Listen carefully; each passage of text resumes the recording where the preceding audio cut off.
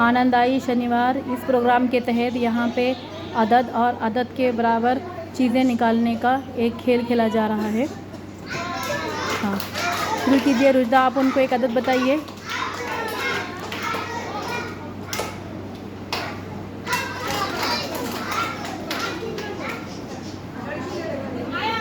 कितने अदद थे वो? कौन सा अदद था वो? और चीज़ें कितनी हैं वो? शाबाश। हाँ, अदद दीजिए उनको ज़ोर से।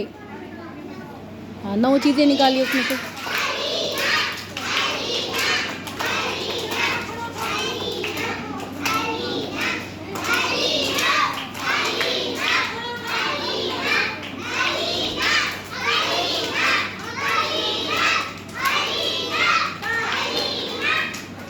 हाँ, कितनी चीज़ें हैं वो?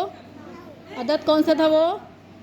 ज़ोर से बोलिए। हाँ, 9 अदद था और 9 चीज़ें हैं। देखो अदद, देखो कौन सा अदद है वो? अच्छी, ठीक है, चीज़ें निकालो 9।